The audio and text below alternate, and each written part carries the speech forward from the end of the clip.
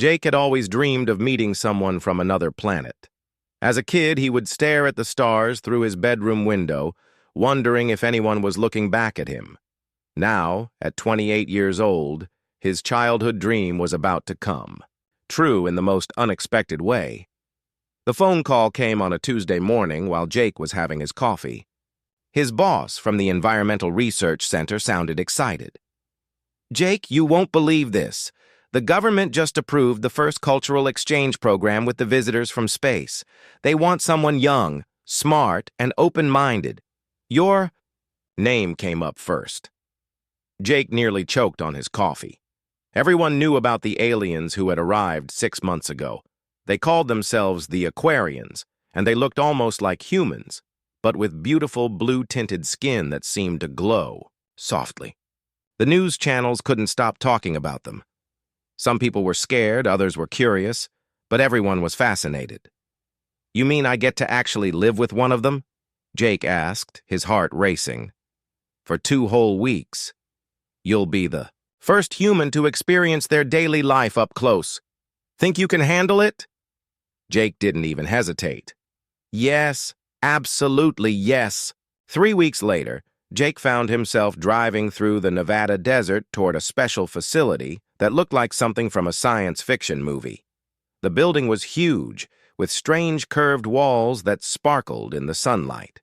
Solar panels covered every surface, and he could see advanced technology he didn't recognize. As he parked his car, Jake's hands were shaking with excitement and nerves. He had spent every free moment studying everything he could about the Aquarians. They came from a planet where water was extremely rare and precious. Their technology was far ahead of anything humans had, especially when it came to saving and recycling resources. The facility manager, Dr. Rodriguez, greeted Jake at the entrance. She was a kind woman in her 50s who had been working with the Aquarians since they first arrived. "Ready to meet your new roommate?" she asked with a smile. "More ready than I've ever been for anything," Jake replied. They walked through corridors filled with amazing technology. Everything seemed designed to use as little energy and water as possible. The lights were soft but bright, and the air felt perfectly clean and fresh. Jake noticed that even the walls seemed to be made of materials that somehow cleaned themselves. "Her name is Zara 7, Dr. Rodriguez explained as they walked. "The number 7 represents her birth order in her family. Group.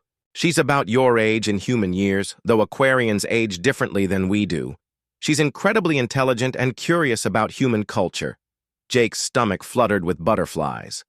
"What should I expect? I mean, will we be able to communicate? Okay? Oh yes, she speaks English beautifully. The Aquarians are amazing at learning languages. But remember, Jake, even though she looks somewhat like us and speaks our language, her way of thinking about the world is completely different. Her planet is mostly desert, and every drop of water is treated like liquid gold." They stopped in front of a door that seemed to open by itself. "This is where you'll be staying for the next 2 weeks. Zara 7 is waiting inside." Jake took a deep breath and stepped through the doorway into what looked like the most advanced apartment he had ever seen. The furniture seemed to float slightly above the floor, and the windows showed a perfect view of the desert sunset. Everything was clean, modern, and somehow peaceful. Then he saw her. Zara 7 was standing by the window, and Jake's first thought was that she looked like a character from a beautiful dream. She was tall and graceful, with skin that had a gentle blue glow, like moonlight on water. Her hair was long and seemed to move as if it were underwater. But what struck Jake most were her eyes. They were large and bright, filled with intelligence and kindness. When she turned to look at him, she smiled, and Jake felt his nervousness melt away a little. "Hello, Jake," she said, and her voice was musical, like wind chimes in a gentle breeze. "I am Zara 7. I am very excited to learn about human culture from you." Jake managed to find his voice. "Hi, Zara 7. I'm excited to learn about your culture, too. This is incredible. I mean, you're incredible. He felt his face turning red. Zara 7's smile grew wider. and she made a sound that Jake realized was laughter, though it sounded like flowing water. "You are nervous. This is normal. I am nervous too. This is my first time meeting a human who will live in the same space as me." Dr. Rodriguez left them alone to get acquainted, and Jake spent the evening asking Zara 7 a million questions. She told him about her planet, where cities were built underground to protect people from the harsh sun, and where every citizen had a job related to finding, saving, or cleaning water. She explained how her people had developed incredible technology that could turn even the tiniest bit of moisture in the air into drinking water. "On my world," Zara 7 said, her eyes becoming serious, "water is life itself. We have ceremonies. To honor water, we have songs about water. Every drop is sacred." Jake nodded, trying to understand. "Here on Earth, we have lots of water. Maybe too much sometimes. Floods, hurricanes, things like that." Zara 7's eyes widened with wonder. "Too much water? I cannot imagine such a thing. On my planet, we dream of rain." As the evening went on, Jake felt more and more comfortable with his new alien roommate. She was curious about everything: the way humans ate, how they entertained themselves. Even simple things like how Jake brushed his teeth fascinated her. "Tomorrow," Zara 7 said as they prepared for sleep, "I want to learn about your daily routine. I want to understand how humans live when no one is watching." Jake smiled, thinking this would be easy. How different could their daily routines really be? He had no idea that tomorrow morning would bring the biggest misunderstanding of his life. Jake woke up on the third morning feeling great. The past 2 days had been amazing. He and Zara 7 had spent hours talking about their different worlds. She had shown him how her people could make water appear from thin air using tiny machines. He had taught her how to make pancakes, which she found absolutely fascinating. The sun was just coming up over the desert, painting the sky in beautiful orange and pink colors.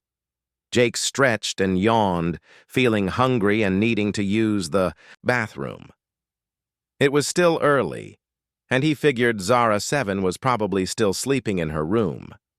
Jake shuffled toward the shared bathroom area, still half asleep and thinking about what they might do today.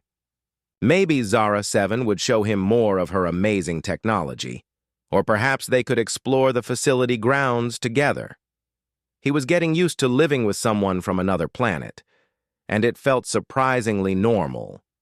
The bathroom in their shared living space was incredible, just like everything else in the facility. It had all the regular human stuff Jake was used to, but it also had strange alien technology built into the walls. There were blue lights that Zara 7 had explained helped keep everything perfectly clean. The mirror could show information about air quality and temperature. Even the toilet looked more advanced than anything Jake had ever seen, though it worked pretty much the same way. Jake went about his usual morning routine, not thinking much about it. This was just normal human stuff that he did every single day of his life. He had been doing this since he was a little kid. Nothing special, nothing weird. Just basic human biology. As he finished up and reached for the handle to flush, he heard footsteps behind him. He looked over his shoulder and saw Zara 7 walking into the bathroom area. She must have woken up early, too. "Good morning, Zara 7, Jake said cheerfully, pressing the flush handle without thinking twice about it.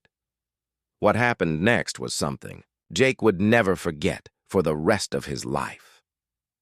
Zara 7 stopped walking like someone had turned her into a statue. Her eyes went wide, wider than Jake had ever seen anyone's eyes go. Her usually calm, musical voice completely changed. "Why are you wasting water?" she yelled. The sound that came out of her was so loud and high-pitched that Jake jumped backward. He had never heard Zara 7 raise her voice before. In fact, he didn't even know she could make sounds that loud. Her beautiful blue skin was turning, darker, almost like she was blushing, but much more intense. Jake stood there completely confused, still half asleep and trying to figure out what was happening. "What? What did I do?" But Zara 7 wasn't done. She was staring at the toilet like it was some kind of monster. Her hands were shaking, and she kept pointing at it. You just... all that clean water, she stammered, switching between English and her own language. Jake could hear words that sounded like rushing water mixed with musical notes, but her tone was definitely upset. I don't understand, Jake said, feeling completely lost. It's just a toilet. This is how humans, this is normal for us. This seemed to make things worse. Zara 7's skin was now glowing brighter blue than Jake had ever seen it. She looked like someone had just told her that humans regularly destroyed priceless artwork for fun. Normal? She repeated, her voice going even higher. You call wasting precious water normal? Jake watched as Zara 7 started pacing back and forth in the small bathroom.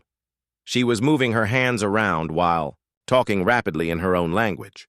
Every few seconds, she would switch back to English with words like impossible and how can they survive? Then Jake made what he later realized was a big mistake. He turned on the sink to wash his hands.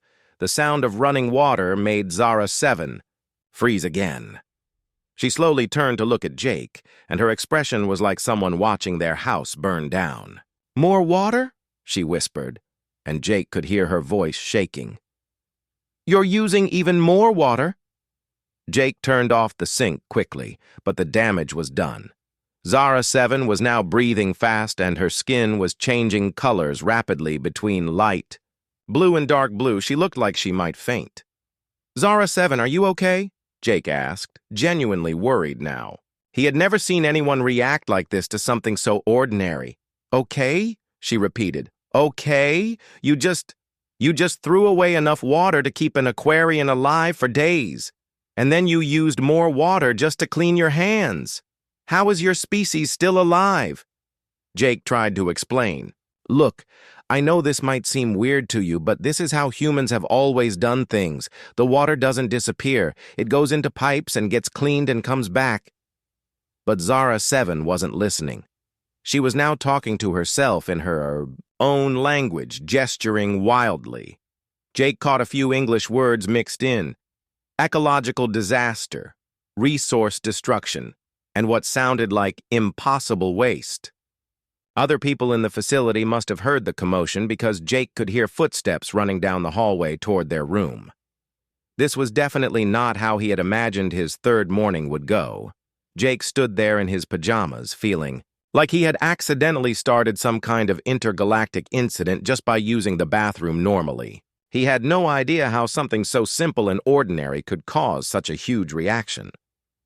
Zara 7 was still pacing and talking rapidly, occasionally stopping to stare at the toilet like it was an evil machine designed to destroy worlds. The footsteps in the hallway were getting closer, and Jake realized that his peaceful cultural exchange had just turned into something much more complicated. The footsteps Jake heard belonged to Dr. Rodriguez, who came rushing into their living area looking worried. Behind her were two other scientists from the facility, both looking like they had been woken up by an emergency alarm. What's happening? Dr. Rodriguez asked, breathing heavily from running. We heard shouting from the monitoring room. Jake pointed helplessly at Zara 7, who was still pacing around the bathroom area like a caged animal. Her skin was now flickering between different shades of blue so fast that it looked like she was covered in dancing lights. I just used the bathroom, Jake said, feeling ridiculous for having to explain something so basic. And she started yelling about wasting water. Dr. Rodriguez's eyes went wide with understanding. Oh no, she whispered. Oh no, no, no. We should have seen this coming. Seen what coming? Jake asked, but Dr. Rodriguez was already moving toward Zara 7, speaking in gentle tones. Zara 7 stopped pacing when she saw Dr. Rodriguez, but she immediately started talking in rapid Aquarian. Her voice was high and musical, but Jake could tell she was extremely upset. Even without understanding the words, he could hear the panic in her voice. Dr. Rodriguez nodded and made soothing sounds while Zara 7 spoke. Then she turned to Jake. with a serious expression. "Jake, we have a major cultural crisis here," she explained.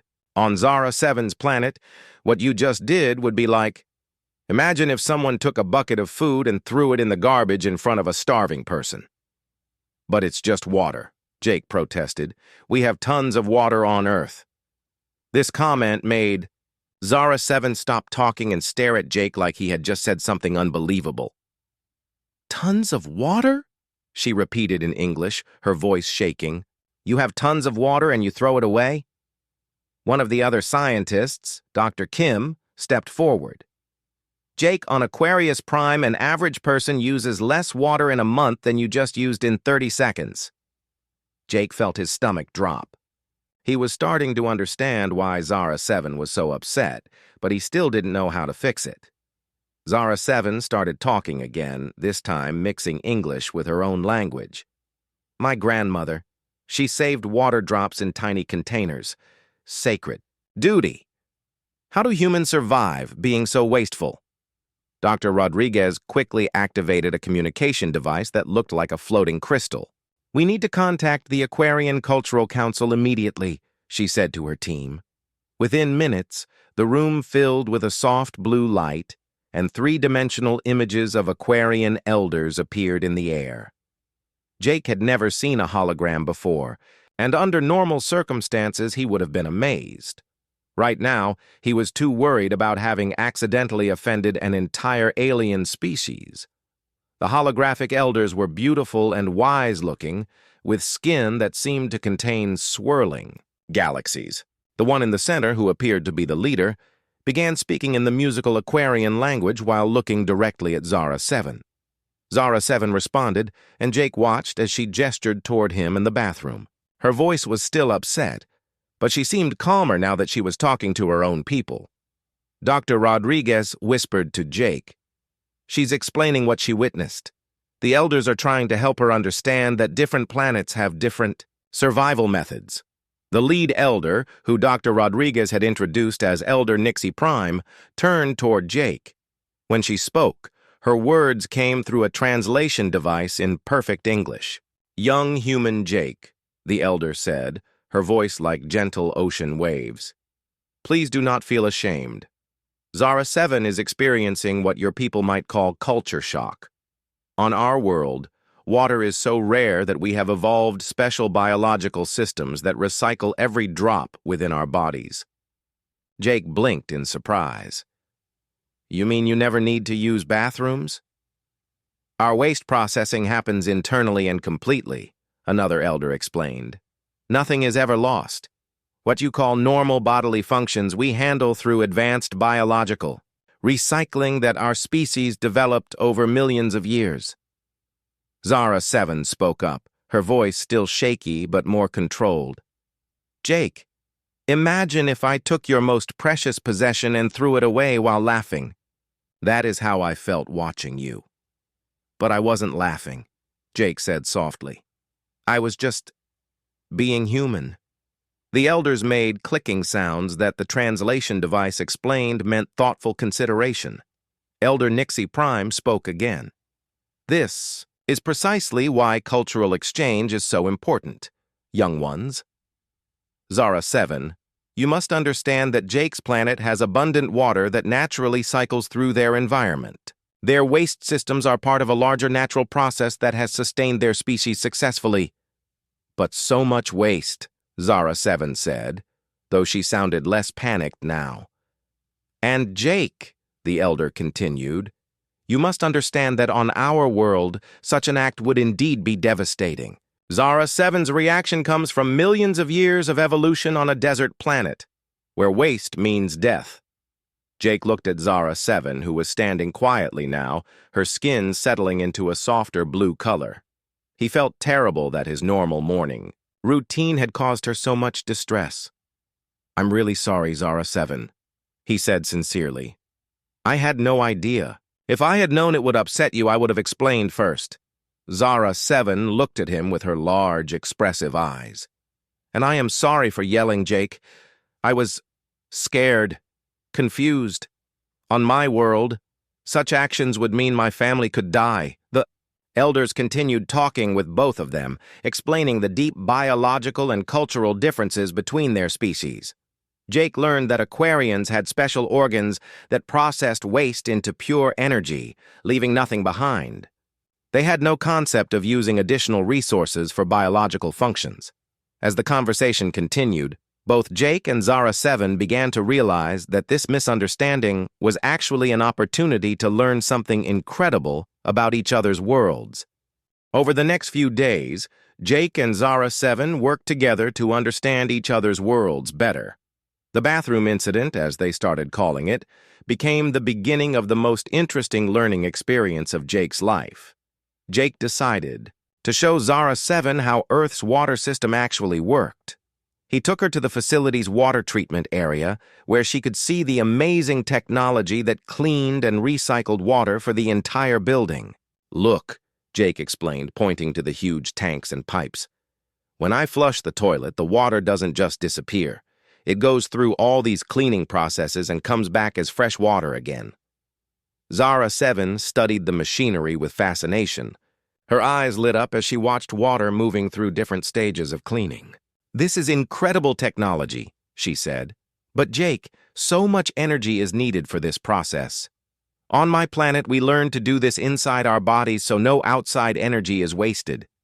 Jake learned that aquarians had special organs called biorecyclers that worked like tiny, perfect machines inside their bodies. Everything they consumed was processed so efficiently that absolutely nothing was wasted. They could even extract water from the air they breathed. "Show me how you do it," Jake asked, genuinely curious. Zara 7 smiled and placed her hand on her chest. Jake could see a soft glow moving under her translucent skin. "Right now, my biorecycler is processing the water from the fruit I ate this morning. In a few minutes, it will be pure energy and clean water that my body can use again." Jake was amazed. "That's like having a perfect recycling plant inside your body." "Yes," Zara 7 nodded. "But Jake, your way is not wrong. It is just different. Your planet has so much water that you developed external systems instead of internal ones." Dr. Rodriguez joined them and explained more about Earth's natural water cycle. She showed Zara 7 pictures of rain, rivers, and oceans. On Earth, nature does the recycling for us on a huge scale. Water evaporates from oceans, forms clouds, falls as rain, and starts the cycle again. Zara 7 stared at the pictures with wonder. "Rain," she whispered. "We have stories about rain, but I have never seen it. On my world, we have only dry air and underground water sources that we must protect carefully." Jake had an idea. "Would you like to see rain? I mean, not real rain, but we could make some artificial rain in the courtyard." Dr. Rodriguez thought. This was a wonderful idea. Within an hour, they had set up sprinklers in the facility's garden area. When Jake turned on the water, Zara 7 experienced something that was completely normal to humans but magical to her. She stood in the artificial rain with her arms stretched out, her face turned toward the sky. Her skin glowed brighter and brighter as water droplets covered her. She was laughing with pure joy, spinning around and catching water drops in her hands. "This is the most beautiful thing I have ever experienced," she said, her voice filled with wonder. "So much water, just falling from the sky. No wonder humans developed differently than we did." Jake watched her and realized something important. What seemed wasteful to her was actually part of Earth's natural abundance. And what seemed impossible to him, living without external water systems, was actually an amazing biological achievement by her species. That evening, Zara 7 wanted to learn more about human biology. Jake explained how humans processed waste and why they needed external water systems. He showed her books about human anatomy and evolution. "Humans evolved near rivers and lakes," Jake explained. "We always had plenty of water, so our bodies never needed to develop internal recycling systems like yours." Zara 7 nodded thoughtfully. "And we evolved in the desert, so every drop of water had to be saved and reused perfectly. Neither way is better or worse. They are just different solutions to different problems. Jake taught Zara 7 about Earth's conservation efforts, too. He showed her how humans were learning to use less water and waste less resources. Many humans are starting to think more like your people, he said. We're realizing that even though we have a lot of water, we shouldn't waste it. Zara 7 was impressed by the solar panels, water recycling systems, and energy-saving technology that humans were developing. Your species is learning wisdom, she said. This gives me hope for both our worlds. In return, Zara 7 taught Jake meditation techniques that her people used to stay connected with their environment. She showed him how to feel grateful for every resource he used, even something as simple as a glass of water. Before you drink, she instructed, pause and think about all the processes that brought this water to you. The rain, the treatment, the pipes, the energy. Feel thankful for all of it. Jake tried this and was surprised by how different it made him feel. Something as ordinary as drinking water suddenly felt special and meaningful. Zara 7 also shared stories about her planet's underground cities and the beautiful crystal formations where her people collected precious water drops. She described ceremonies where Aquarians would sing to honor the water spirits and technologies that could create moisture from the smallest amount of humidity in the air. On my world, she explained, every child learns the water songs. They teach us to respect and cherish every drop. Would you like to learn one? Jake nodded eagerly, and Zara 7 taught him a simple melody that sounded like flowing streams and gentle rain. Her voice was so beautiful that Jake felt peaceful just listening to her sing. By the end of the week, Jake had learned to appreciate water in a completely new way. He started taking shorter showers, turning off taps quickly, and paying attention to how much water he used each day, not because he was forced to, but because understanding Zara 7's perspective made him want to be more thoughtful about resources. The bathroom incident that had started as a shocking misunderstanding was becoming a bridge between two very different worlds and two very different ways of thinking about life. As their 2 weeks together came to an end, Jake and Zara 7 had become the best of friends. What started as the most embarrassing misunderstanding of Jake's life had turned into something beautiful and meaningful. On their last morning together, Jake woke up early and found Zara 7 sitting by the window, watching the sunrise over the desert. Her skin had a soft, peaceful glow, and she looked thoughtful. "Are you sad about leaving?" Jake asked, sitting down next to her. "Yes and no," Zara 7 replied with a gentle smile. "I am sad to leave you, but I am excited to share everything I have learned with my people. And you, Jake? How do you feel?" Jake thought for a moment. "I feel like I'm a different person than I was 2 weeks ago. In a good way. You've taught me so much about appreciating what I have." They sat together in comfortable silence, watching the sun paint the desert in golden colors. Jake remembered that first morning when everything went wrong, and he couldn't help but laugh. "What's funny?" Zara 7 asked. "I'm just thinking about our bathroom disaster," Jake said. "If someone had told me that using the toilet would lead to the most amazing friendship of my life, I would have thought they were crazy." Zara 7 made her musical laughing sound. "You know, Jake, that morning I thought humans were the most wasteful creatures in the universe. Now I understand that you are just different, and different can be wonderful."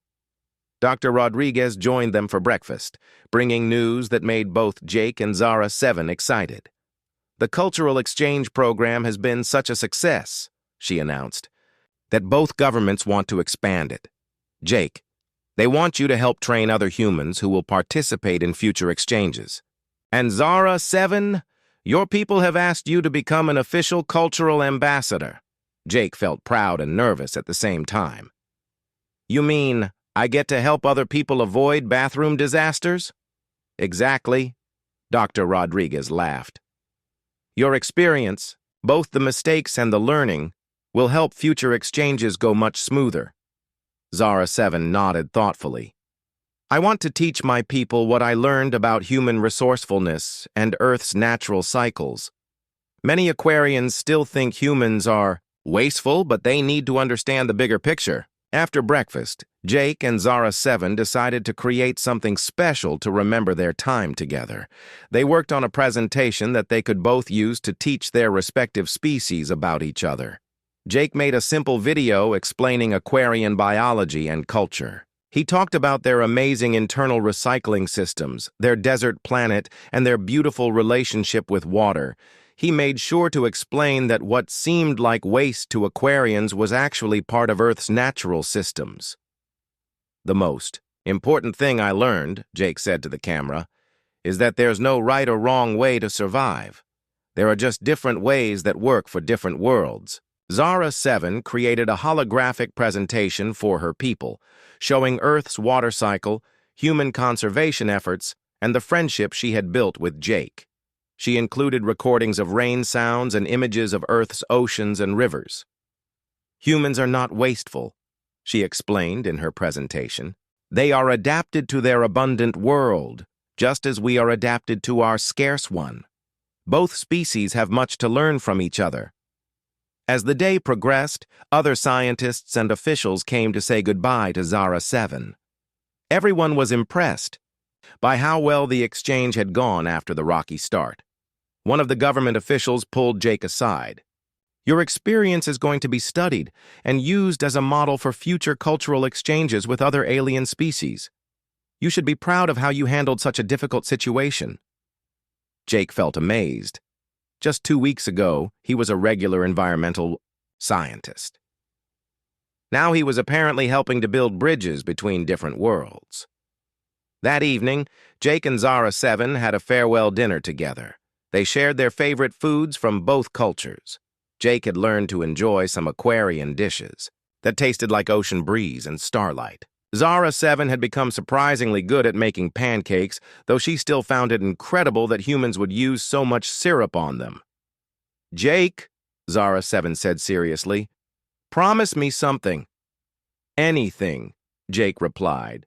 Promise me you will continue to think about water the way I taught you, not because you have to, but because it connects you to something bigger than yourself. Jake nodded. I promise. And you have to promise me something too. What? Promise me you'll remember that different doesn't mean wrong. When you meet other species or even other humans, remember what we learned together. Zara 7 reached across the table and took Jake's hand. Her skin felt cool and smooth, and he could see tiny lights flickering under the surface. I promise, she said. This friendship has changed how I see the entire universe. The next morning, Jake helped Zara 7 pack her few belongings. She gave him a small crystal that she said would always remind him of their friendship. When he held it, it glowed softly and made a gentle humming sound. This contains water from my home world, she explained. It is the most precious gift an Aquarian can give. Jake was speechless. He knew how much water meant to her people, and receiving this gift felt incredibly special. At the departure ceremony, Jake and Zara 7 hugged goodbye. As her ship prepared to take off, she waved from the window, and Jake could see her glowing smile even from a distance. Later that evening, Jake sat in his own apartment back home, holding Zara 7's crystal gift. Before taking a shower, he paused and thought about every drop of water he was about to use. He felt grateful for Earth's abundance, but also mindful of not wasting it. His phone rang. It was Dr. Rodriguez. Jake, she said excitedly, we just received a message from the Aquarian Council. They want to know if you would be interested in visiting their planet as part of an exchange program. Zara 7 specifically requested you.